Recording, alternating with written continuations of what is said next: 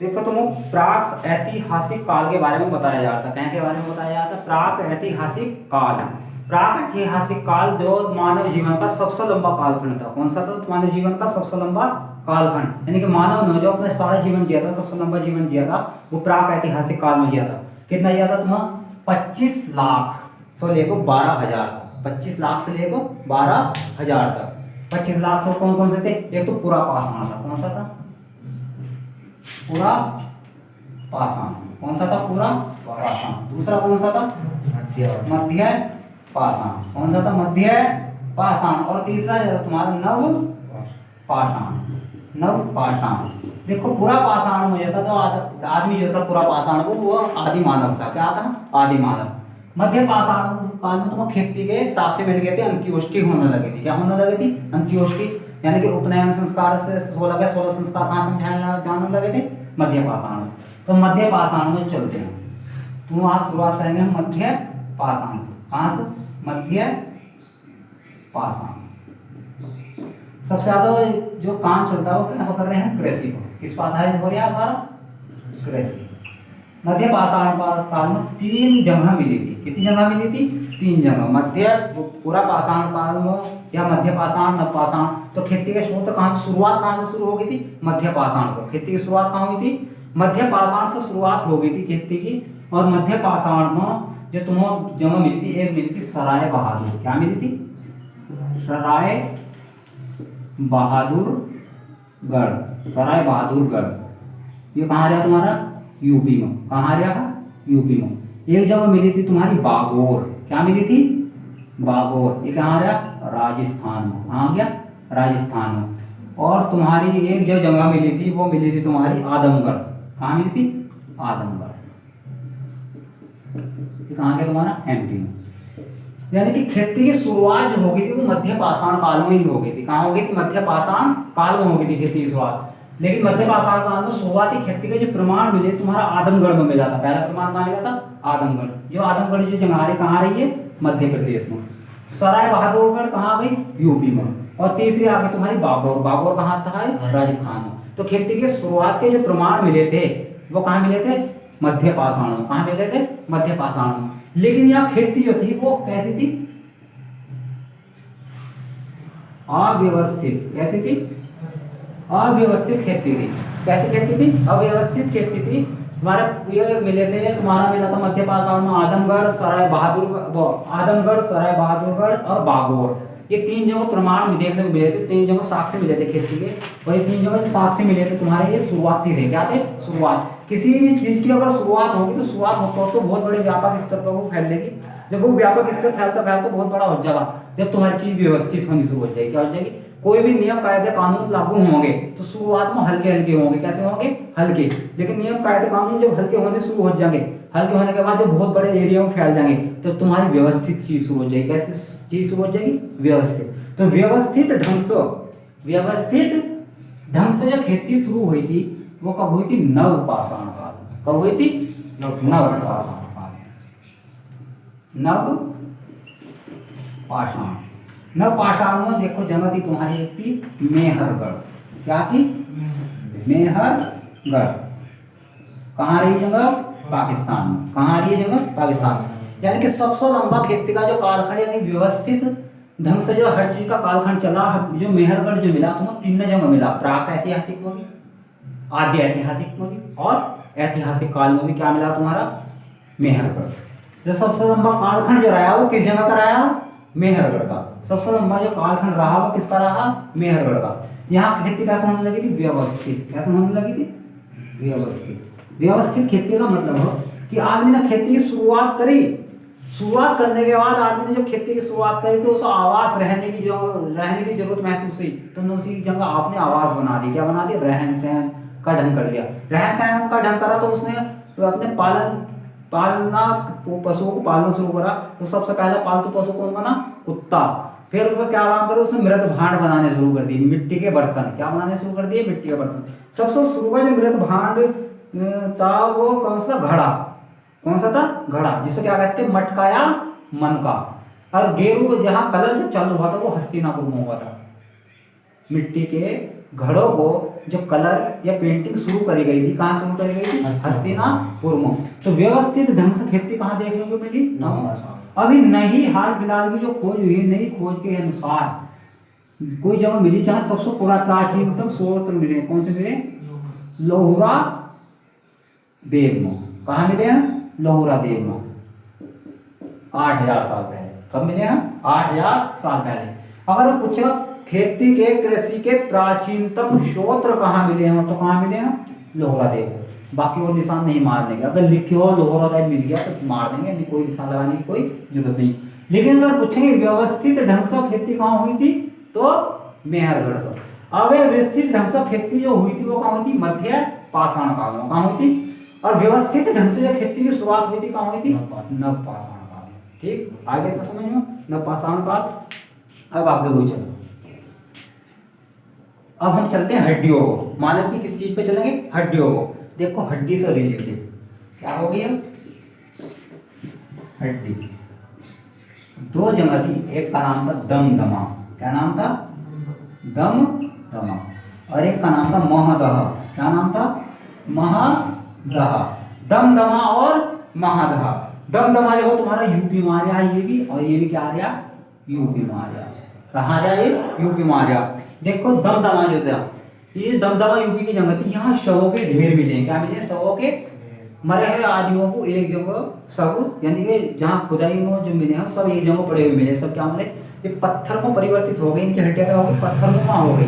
यानी कि बहुत सारे दबो दबो हो गए उन्हें, तो पत्थरों में परिवर्तित हो गई। तो यानी कि शवों का ढेर जो मिला वो देखने को यूपी के दमदमा में मिला। कहाँ मिला? दमदमा में। और महादह, महादह में क्या मिले? औजार। हड्डियों के क्या मिले यहाँ? औजार या हथियार। हड्डियों के हथियार जो मिले हों वो कहाँ मिले? महादह में। कहाँ मिले भैया तुम्हारे? महादह में। महादह में क्या मिले? हड्डियों के औजार। और दमदमा में क्या मिला तुम्हारा? शव। शव यानी कि आदमियों के शव कहाँ देखने को मिले? दमदमा में। ठीक है, यहाँ क्या था? दो आदमियों के साथ एक पशु को दफनाने की हुई थी, बकरी भी मिली इनके साथ, और कुत्ता भी दफनाया हुआ मिला। ठीक हो गया यार तुम्हारा, कितना हो गया? अब तुम्हारा ये हो गया तुम्हारा प्राक ऐतिहासिक काल तो हुआ यहीं समाप्त। क्या हो गया? प्राक ऐतिहासिक काल समाप्त हुआ। प्राक ऐतिहासिक यानी कि किस इतिहासकार ने या किस इतिहासकार ने कालखंडों को औजारों के या हथियारों के आधार पर बांटा है, या धातुओं के आधार पर बांटा है। यहाँ के औजारों के आधार पर क्रिश्चियन थॉमसन। किसना? Christian Thomsen. पूरा पाषाण काल में कह के हथियार थे पत्थरों, तो उसको क्या कह दिया उसने? पाषाण युग। क्या कह दिया? पाषाण युग। और क्रिश्चियन थॉमसन ने जो तुम्हारा कहा था आद्य ऐतिहासिक काल, तो उसको क्या कहते हैं? कांस्य युग।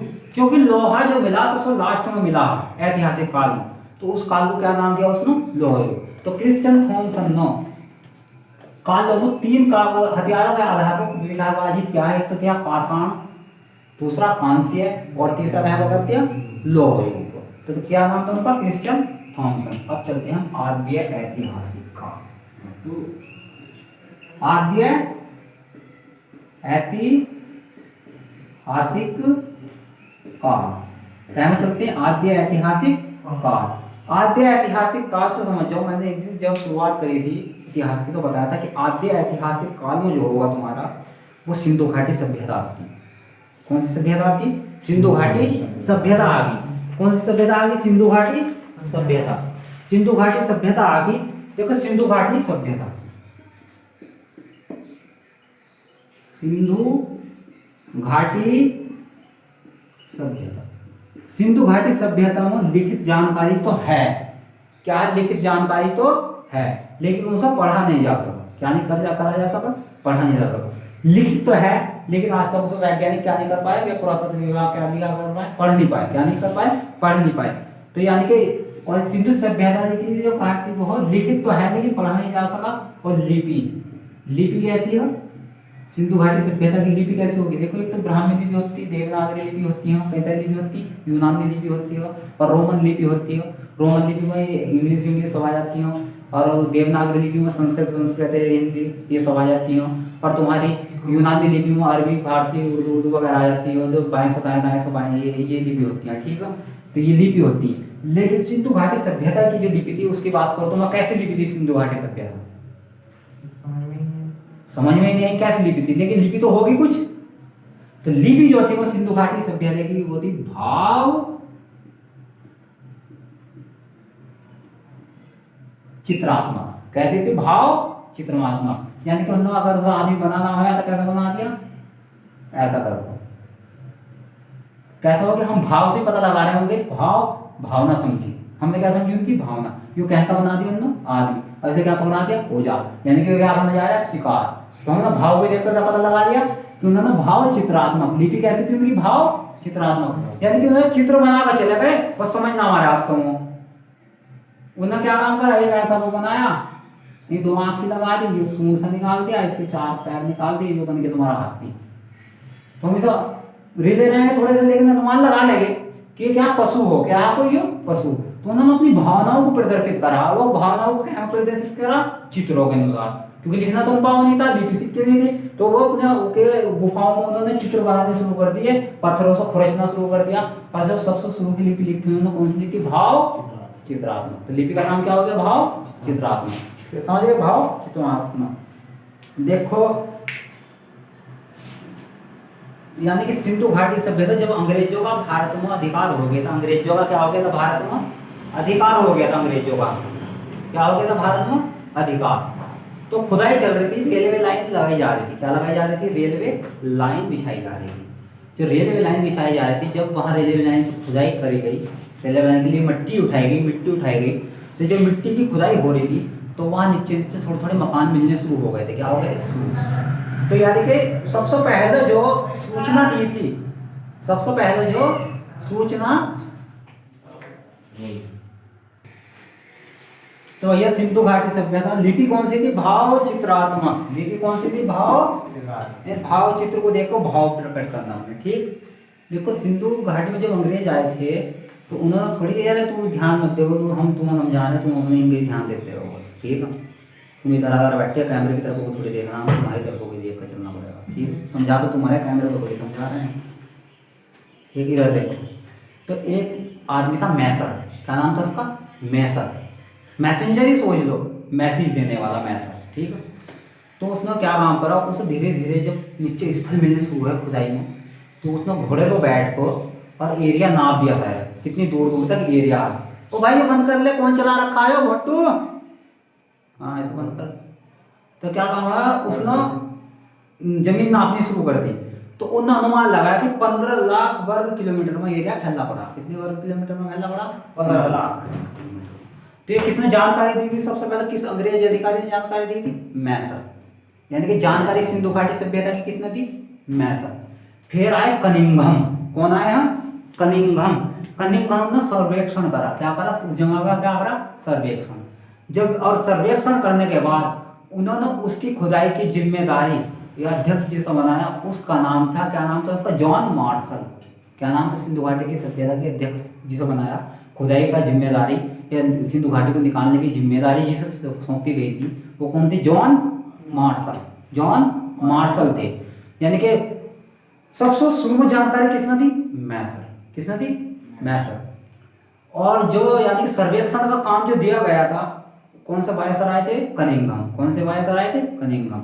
और कनिंघम को ये जिम्मेदारी खुदाई की किसने सौंपी? जॉन मार्शल को। और अध्यक्ष कौन बने इसके? John Marshall. और जॉन मार्शल ने जिस काम को लगाया था, ठेका दिया था, जिसे ठेकेदारी व्यवस्था कैसा ठेका दिया था, कौन थे? दयाराम साहनी। समझ गए? यानी कि ठेकेदारी जिसने खुदाई का काम दिया वो किसने दिया? दयाराम साहनी।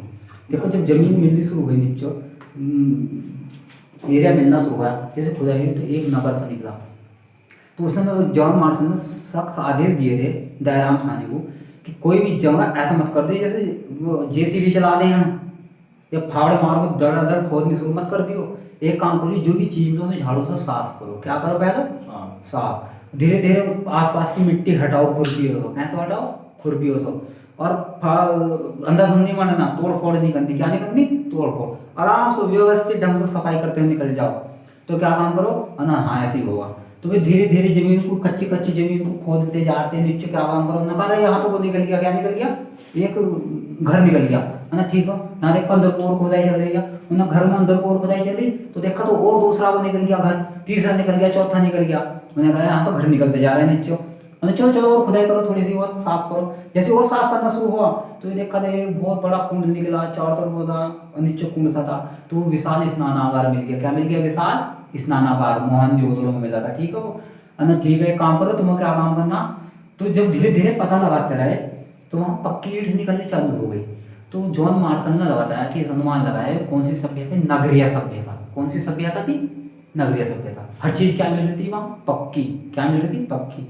और चीजें जो थी वो थी व्यवस्थित। क्या थी? हर चीज व्यवस्थित ढंग से बनी पड़ी थी। खुदाई करते चले गए, करते चले गए। तो एक जगह मार कर देखा नहीं, एक जगह से टक टक की आवाज आई। टक टक की आवाज कहाँ की? जहाँ पक्की जमीन होगी। क्या होगी? जहाँ पक्की जमीन होगी। अने ये सब खोदो, अने तो खुद ही नहीं गया, अने मत खोदो, और देखो देखो आसपास, आसपास देखो, आसपास देखो, कुछ आसपास देखो तो वहाँ धप धप की आवाज आई। कैसे आवाज आई? धप धप की आवाज आई। तो यहाँ तो देखा तो एक सड़क निकल रही थी। क्या निकल रही थी? जिसको उन्होंने मारा तो पक्के की आवाज आई, और इसके आसपास में तो धप धप की आवाज आई। देखा तो यहाँ नाली बनी पड़ी थी। सड़क के उधर क्या बनी पड़ी थी? नालियाँ। ये क्या थी? सड़क। सड़क के पास पास क्या थी? नालियाँ। और नालियाँ थी तो ये क्या कैसी थी? सड़क पक्की। कैसी सड़क थी? पक्की। और नालियों को ढका गया था। जो खुदाई देखी नाली निकली गहरी गहरी, और ये नाली कहीं जाओ कहीं मिल रही थी। ये जैसे नाली निकल गई सड़कों के किनारे, और नालियों का जब आकार जब इधर मोड़ा गया तो यहाँ भी बड़े नाले में जाकर मिल रही थी। यानी कि ऐसी चीजें मिलेगी वो शहरों में देखने को मिलेगी। यानी छोटी छोटी नालियाँ बड़े बड़े गटरों में जाकर मिलेगी। कहाँ मिलेगी? बड़े बड़े गटर रहते हैं तो छोटी छोटी नालियाँ कहाँ मिलती? गटर में जाकर, बड़े नालों में जाकर मिलती। तो उन्होंने अनुमान लगाया हो ना हो ये नगर रहा होगा, उन्नत नगर रहा होगा। क्या रहा होगा? जैसी व्यवस्था उस टाइम थी सिंधु सभ्यता की, आज भी ऐसी देखने को नहीं मिलती। तो क्या नाम पर उन्होंने देखा सड़क क्या 13-13 मीटर चौड़ी थी। 9 फुट से लेकर 13 मीटर तक क्या थी? सड़कें चौड़ी थी। और सड़कें कैसी थी? बिल्कुल सड़कें कैसी थी? सड़कें थी तुम्हारी, एक सड़क इधर से निकल गई तो एक सड़क ऊपर से, यानी कि बिल्कुल कितने डिग्री को बनी हुई थी? 90 डिग्री को। इसी जगह को क्या कहता है? चौराहा। क्या कहते हैं इस जगह को? चौराहा। यानी कि बिल्कुल 90 डिग्री को चौराहा बना रखा था। 90 डिग्री को क्या बना रखा था? चौराहा। सड़क बिल्कुल ऐसे निकली और इधर से ऐसे निकल गई, ऊपर को ऐसे निकल गई, और सड़कों के आसपास क्या थी? नालियाँ थी। तो उन्होंने कह दिया हो ना हो नगरीय सभ्यता रही होगी। कैसी रही होगी? नगरीय सभ्यता। छोटी नालियाँ बड़ी नालियों में निकल रही, स्नानागार मिल रहे हैं, हवन कुंड मिल रहे हैं, और जो मकान बने हुए वो पक्की ईंटों से बने हुए हैं। कैसे बने हुए हैं? पक्की ईंटों से बने हुए हैं। सड़कें कम से कम 13 मीटर तक चौड़ी हैं और पक्की सड़कें हों। तो होना हो कैसी सभ्यता रही? नगरीय या शहरी सभ्यता। एक सभ्यता मेसोपोटामिया की सभ्यता मिली थी। वहाँ नालियाँ कैसी थी? कच्ची। सड़कें कैसी थी? कच्ची। घर कैसे थे? कच्चे। हर चीज क्या थी वहाँ? कच्ची। कोई चीज व्यवस्थित नहीं थी। कोई घर इधर बन गया तो कोई इधर बन गया, कोई बीच में बनाकर घेर दिया तो किसी ने इधर बनाकर घेर दिया। नालियाँ कच्ची बनी हुई थी। तो वो कैसी सभ्यता थी? ग्रामीण। कैसी सभ्यता थी मेसोपोटामिया की? ग्रामीण। और सिंधु घाटी की सभ्यता कैसी थी? नगरीय। कैसी सभ्यता थी? नगरीय। और घर भी कैसे बनाए थे? जैसे सड़क हो गई मेन, तो मान ली बात ये घर हो गया। इसका क्या हो गया? घर। घर का रास्ता बिल्कुल सामने को खुला नहीं था।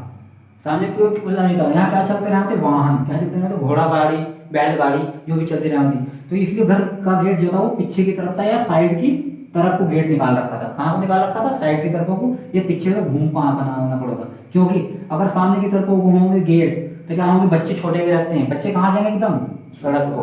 डंगर कहाँ जाएंगे? एकदम सड़क को खुद को। और बैल वगैरह जितने भी बकरी कुत्ते उत्ते कहाँ जाएंगे? सड़क पर। अगर पाल रखे होंगे और सड़क पाने के बाद क्या होगा? मार्ग क्या हो जाएगा? बाधित हो जाएगा। सड़कों को जाम लगने की प्रक्रिया शुरू हो जाएगी। अगर जैसे और आज भी देखो कौन सी सबके गेट कहाँ खुल रहे हैं? सड़कों को। आज भी सभ्यता है आदमी में? नहीं है। तुम कहीं भी देखो सड़क होगी तो सामने गेट खोल रखे हैं बिल्कुल लोगों ने। शहर होंगी ऑनलाइन बिल्कुल फेस टू फेस। हाईवे जा रहा गेट कहाँ? बिल्कुल सामने। तो उनमें कितनी अकल थी? अगर बालक निकल जा यहाँ तक चला जाएगा, यहाँ सामने में क्या लगेगी? देर। पीछे से भी क्या लगेगी? देर। अगर सामने होंगे बालक कहाँ जाएंगे? तुम सड़कों को। तो उनकी सभ्यता कैसी होगी? व्यवस्थित। कैसी सभ्यता थी? व्यवस्थित। आज भी इस ढंग से सभ्यता नहीं है। तो कैसी थी? नगरीय सभ्यता। समझ गए? सिंधु घाटी की कैसी सभ्यता थी? नगरीय सभ्यता। बिल्कुल व्यवस्थित, जरा से भी चूक नहीं। और आज भी क्या काम करे? सड़कों पर बालक खेलते रहे। किसी का एक्सीडेंट हो गया फिर अट्ठा हो गए, फिर आंदोलन करो, सड़कों को सबको रख देंगे और रोड मचाते फिरेंगे। भाई गेट सामने को सड़कों को खोल क्यों रखे? साइड से खोल दो। ठीक है। तो भैया कार्यभार किसे दिया गया था? दयाराम साहनी को। अध्यक्ष कौन थे? John Marshall. सबसे शुरू में जानकारी किसने दी थी? मैसर। किसने दी थी? मैसर। और ये खुदाई का काम किसने दिया था? जॉन मार्शल को, यानी कि अध्यक्ष जो थे। अब खुदाई किसने शुरू कराई थी, ठेका किसे मिल गया था? दयाराम साहनी को। अरे कौन थे? राखादास बनर्जी, ठीक है, बाद में इन्हें दे दिए 1921 में। शुरू में, सबसे शुरू में किसने मिली था? दयाराम साहनी को, दयाराम साहनी को। और नामकरण किसने करा था इस घाटी का? सिंधु घाटी सभ्यता का नामकरण। क्या था? नामकरण। देखो बालक पैदा हो जाता, बालक पैदा होने के बाद, वो पैदा होने के बाद उसका कोई नाम नहीं रहता। कैसे बुलाएंगे? ओ अबे तू अगर थोड़ी बुलाएंगे उसको कोई नाम देना पड़ेगा। क्या देना पड़ेगा? नाम देना पड़ेगा। तो नामकरण होता वाला का होता नहीं, छठे दिन नामकरण कर दें, पांचवें छठे दिन, या पैदा होने से पहले नामकरण कर दें। तो पेट में बड़ा वाला इसका नाम ही रखेंगे, इसका नाम टिंकू रखेंगे, टिंका रखेंगे, फलाना रखेंगे, चिमटा रखेंगे, कुकनी रखेंगे, कुछ भी रखेंगे। तो पहले ही नाम सोच लें, यानी पैदा होने से पहले नाम सोच लें। तो नामकरण पहले कर दें, तो कुछ ना कुछ तो नाम रखना पड़ेगा। तो इस नामकरण किसने दिया? नामकरण क्या रखा हुआ है इसका? सिंधु घाटी की सभ्यता। और ये नामकरण किसने सुझाव किसने दिया था ऐसा नाम रखने का? किसने दिया? जॉन मार्शल ने। किसने दिया था? जॉन मार्शल ने। इतनी बात समझ में आ गई। अब देखो इसका जो लास्ट एरिया था सुत का डोर था। कौन था? सुत का डोर या सुत का कैंडोर, सुत का कैंडोर। अब ये पूछेंगे सुत का कैंडोर इसकी कई सारे चीज थे। उत्तर में था मांडा, उत्तर में क्या था? मांडा। मांडा कहाँ गया? कश्मीर में। कहाँ गया मांडा? सबसे मतलब उत्तर में। अगर इस घाटी को लेकर बैठेंगे, इसका फैलाव, कोई भी घाटी चलेगी या सभ्यता चलेगी तो वो एरिया में चलेगी, किसी एरिया में चलेगी, ठीक है, किसी एरिया में। सिंधु घाटी सभ्यता का एक एरिया था। क्या था? एक एरिया था, एरिया था। तो उत्तर में क्या मिला? कश्मीर। क्या मिला? कश्मीर का मांडा। क्या मिला? कश्मीर का मांडा। इनको चलेंगे तुम पश्चिम में। पश्चिम में क्या मिला तुम्हारा भैया? पूर्व में, पश्चिम में मिला तुम्हारा सुत का डोर। क्या मिला? सुत का डोर। पश्चिम में क्या मिला? सुत का डोर। या क्या आया? पाकिस्तान में सुत का कैंडोर, सुत का डोर बोल देते हैं। कहीं मिला ये सुत का ही लिखा हुआ है, क्या मिला? सुत का। तो ये क्या मिला था? पाकिस्तान में। और दक्षिण में मिला था महाराष्ट्र। क्या मिला था? महाराष्ट्र। महाराष्ट्र का कौन सा हिस्सा था भैया? दैमाबाद। कौन सा था? दैमाबाद। कौन सा था? दैमाबाद। और इधर मिला था तुम्हारा आलमगीरपुर। क्या मिला था? आलमगीरपुर। तो पूछेंगे सिंधु घाटी की जो सभ्यता थी उसका आकार कैसा था? सिंधु घाटी की सभ्यता किस आकार की थी? तो इधर से मिला लो, इधर मिल गया, इधर से मिला लो, इधर मिल गया, इधर मिल गया। तो कैसे आकार हो गया? त्रिभुजाकार। इस हिस्से को छोड़ दिया, इस हिस्से को क्या करा? छोड़ दिया। ये ज्यादा दूर नहीं था, ये ज्यादा पास ही था। तो ऐसा ना लागो, ऐसा ना घुमा, इसके पास से निकाल दिए गए। तो कैसे आकार में मिली सिंधु घाटी सभ्यता?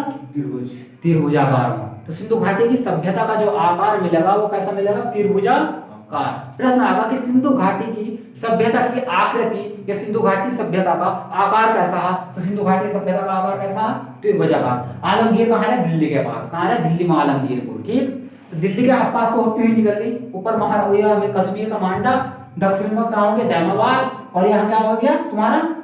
सुत का डोर, पाकिस्तान में। तो कैसे आकृति बनी हमारी? त्रिभुजाकार। देखो भारत का नक्शा देखा ही होगा परसों, यानी कि भारत से जो है ये तो होगी तुम्हारी जंगल। तो त्रिभुजाकार जगह में मिली कौन सी सभ्यता? सिंधु घाटी सभ्यता। तो भैया उधर तुमने भारत के नक्शे में इस हिसाब से देखा होगा ये, ठीक।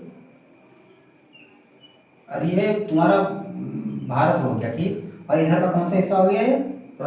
पाकिस्तान। कौन सा हिस्सा है? पाकिस्तान। तो इधर से नदी बहती है, कौन सी नदी? सिंधु नदी। कौन सी नदी आती है? सिंधु नदी। तो सिंधु नदी आती है। तो सबसे ज्यादा स्थल मिले इसके कहाँ मिले? पाकिस्तान। सबसे ज्यादा जोर कहाँ था? पाकिस्तान में। यानी कि सिंधु नदी इधर से होगा, इधर से निकलती पाकिस्तान की तरफ से निकल जाती है, अरब सागर में गिर गई, ठीक है। तुम्हारी बाकी जो इतनी नदी थी, सतलज, रावी, व्यास, और कौन सी थी?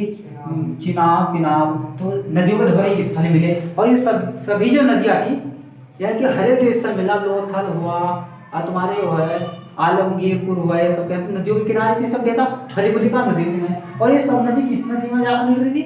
सिंधु नदी में। तो सबसे बड़ी नदी कौन सी हो गई? सिंधु नदी। और इसी के आसपास क्या थी? जगह बसी हुई थी। तो इस नदी के आधार पर इसका नामकरण क्या करते हैं? सिंधु घाटी की। सबसे ज्यादा स्थल देखने को मिले कहाँ मिले? सिंधु घाटी के किनारों मिले, सभी नदियों के किनारों। लेकिन सभी नदियों को जब लास्ट में देखा गया तो एक ही नदी में जाकर मिल रही थी। कौन सी नदी में मिल रही थी? सिंधु नदी में। सबका नाम ना देखो, सब नदियों के स्थलों का नाम देखो। क्या करते हैं इसका नाम? सिंधु घाटी की, क्योंकि सब नदियां कहाँ मिल रही थी? सिंधु नदी में जाकर मिल रही थी। तो घाटी का क्या नाम हो गया? सिंधु घाटी। और भारत के जो गुजरात में सबसे ज्यादा स्थल मिले हैं इसके, भारत के कोई किस राज्य में स्थल मिले हैं इसके? गुजरात में। तो गुजरात में सबसे ज्यादा स्थल कहाँ देखने को मिले? सिंधु घाटी के, गुजरात में, भारत के। बाकी सबसे ज्यादा सर्वाधिक स्थल कहाँ? पाकिस्तान में। पाकिस्तान में कौन सी नदी? भारत का, पाकिस्तान का अधिकांश बंटवारा कौन सी नदी करती है? सिंधु नदी। सिंधु सतलज विवाद भी चलता रहा है पाकिस्तान से। कौन सा विवाद चलता रहा है? सिंधु सतलज। तो यानी कि सिंधु घाटी के आसपास सभ्यताएं खुली फैली थी, तो इसका नाम हो गया सिंधु घाटी की। मान लीजिए अगर यो स्थल इधर कौन सी नदी जा रही है हमारी? गंगा। कौन सी जा रही? गंगा। अगर स्थल इधर मिलने शुरू हो गए होते गंगा के आसपास, ये बिहार के आसपास, इधर से चलते, तो नदी की घाटी की सभ्यता इधर से बनती। तो इसका नदी, अगर ये स्थल सारे गंगा के किनारे मिलते तो इस नदी की, इस स्थल का क्या नाम रखा जाता? गंगा घाटी की। क्योंकि ये जो मिले हों, क्योंकि ये स्थल मिले हों, ये कहाँ मिले? सिंधु घाटी के नदी के पास। कहाँ मिले हैं? सिंधु नदी के पास। तो नामकरण क्या हो गया? सिंधु घाटी की सभ्यता। काश ये स्थल गंगा के आसपास मिले हुए होते, बिहार, यूपी, बंगाल में मिले हुए होते, तो इस घाटी का क्या नाम पड़ सकता था? गंगा नदी घाटी की सभ्यता। गंगा घाटी की सभ्यता। तो गंगा में बहुत सारी नदी मिलती है, यमुना, इधर सब स्थल मिलने शुरू होते। ताप्ती, वो कौन सी थी? राप्ती नदी, सप्तकोसी नदी, सब नदी यही मिल जाती हैं। स्वर्णरेखा नदी, जितने भी स्थल इन नदियों के किनारे मिलते, सब नदी कहाँ मिलती थी? जाकर गंगा में। और गंगा के आसपास का इलाका जो बसा हुआ, जो सभ्यता बसती, उसका क्या नाम रख दिया जाता? गंगा घाटी की सभ्यता। लेकिन मिले कहाँ? सिंधु। तो इसका नामकरण क्या हो गया? सिंधु घाटी की सभ्यता। सिंधु घाटी की सभ्यता। और भैया सर्वेक्षण विभाग, सर्वेक्षण विभाग यानी कि इस घाटी का जो सर्वेक्षण विभाग बनाया गया था, क्या बनाया गया था?